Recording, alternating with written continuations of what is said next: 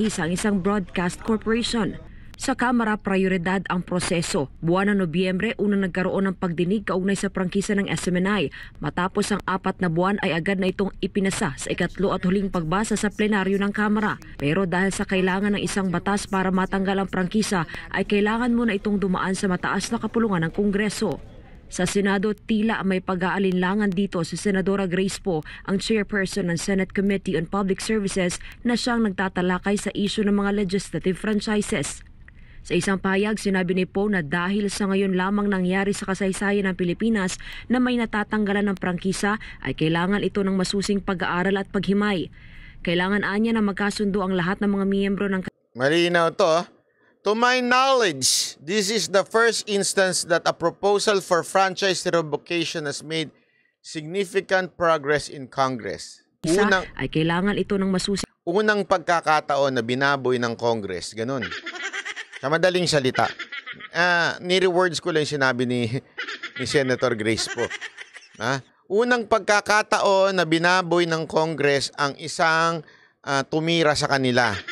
Ito yung ito kaya nga we should subject this to utmost study and scrutiny as this shall set a precedent for future legislative franchises. Alam mo, tama eh. Kasi this is the first time na meron tayong mga onion skin na mga congressman at especially yung speaker natin na onion skin. Tinanong lang siya ni Ka Eric, totoo ba yung nabalitaan namin na ganito billion-billion ang transportation allowance mo? Biglang nagtampurot ang malaking bulas na to. Biglang nagtampurot at sinabing, ganun, patawag ko kayo. Gawa ng hearing yan, tanggalan ng franchise. For the first time.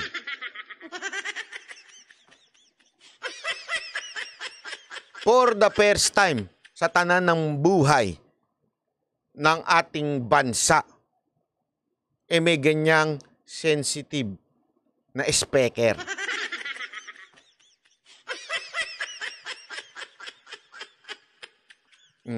Banat, si Mocha na lang sana party list ulit. Parang awa mo na. Wala na, pagod na si Mocha. Ganyan naman kayo eh. Gusto nyo si Mocha, pati nung botohan na. Hindi tinamad naman kayong bumoto. Hindi nyo nga kinampanya. Hindi nyo sinuportahan. Tapos patatakbuhin nyo na naman yung ali. Enjoy na siya sa pagmumotor. Alam mo yung, ito para lang sa kaalaman ninyo si Mocha, hindi yan politiko na tao. Kaya yan tumakbo kasi gusto niyang tulungan yung mga OFW tsaka mga nanay. Gusto lang niya talagang tumulong. Kaya nga nung natalo siya nung pangalawang beses, okay lang. Sa totoo lang, okay lang sa kanya kasi hindi naman siya sakim sa kapangyarihan na pag natalo, wala na, mamamatay na ako, natalo na ako. Wala. Kita mo nga, nag-enjoy pa sa pagmumotor eh. Tumigil na sa politika. Kasi enjoy na siya dyan eh. Enjoy siya kay Trooper. Kagatan sila ng kagatan. Diba? Kaya yan, wala nang plano yan. Nag-usap na kami na wala na talaga siyang plano. Ako, sa totoo lang ito para sa kaalaman ninyo marami nagkukumbinsi sa akin na akong tumakbo sa Mocha Party List. Akong tumakbong nominee. Kasi akong Secretary General ng Mocha Party List. Para din sa kaalaman nyo. Hindi ko nga alam ba't ako naging... Anyway, so akong pinapatakbo nila. Marami na nagkukumbinsi sa akin, pero kasi nga ayoko talaga. Sabi ko sa kanila, parang awa, wag na ako. Ang dami-dami namang magaling dyan. Ang dami-daming masipag gumising ng umaga. Wag ako.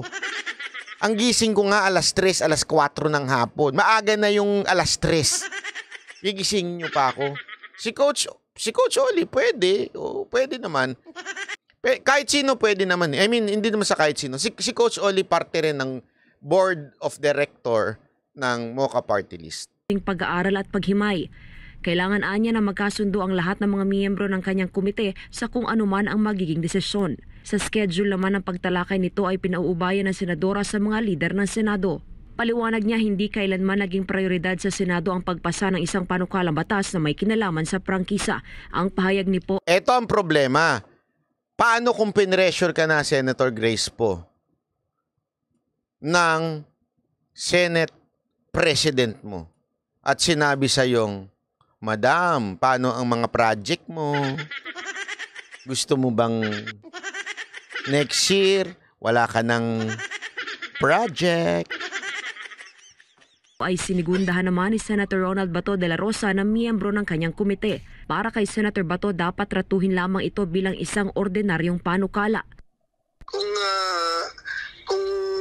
kinakailangan i-prioritize, depende sa liderato ng Senado kung anong decision niya para sa treatment ng bill na yan. Pero hindi ko mananawagan na i-priority. Sa isang hiwalay na text message sa mga mamamahayag, sinabi ni Senadora Amy Marcos na wala siyang nakikitang anumang matibay na dahilan kung bakit hindi dapat ratuhin ang HB 9710 tulad ng ibang panukalang batas. Para sa Diyos at Pilipinas kong mahal, Angel Pastor, SMNI News. Ayan. So, ayan na nga.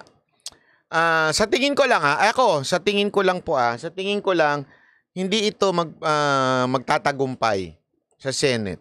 Iyak tayo na naman dito, Kamara. Unless talaga itong Senate President nato sumipsip na naman. Tandaan ninyo, ang budget. Kaya nga palpak pa rin eh. Ito isipin nyo na mabuti ito kung bakit palpak pa rin ang sistema ng gobyerno natin. Supposedly, there's a separation between the executive branch, legislative branch, and the judiciary. Ang problema, yung budget ng legislative, ang nag-aalat din po niyan ay ang executive branch. Ngayon, nag-iipitan lang sila. Sila nag-aalat. At the same time, ang nagde-deliberate naman, legislative. So, nag-iipitan lang sila. So, sa madaling salita, doon sa nag-iipitan na yan, ano ang kabilang kanto niyan? Yung kabilang side niyan, pwede silang magkuntsabahan na lang. So nawala na yung separation of power. Remember, in our government, money is power. Pag may pera ka, may kapangyarihan ka. Kung sino ang may hawak ng pera, naandun ang power. Kaya malaki talaga ang problema ng ating sistema ng ating gobyerno. So, banat bay? Di dapat mo nang palitan ng konstitusyon. Gago.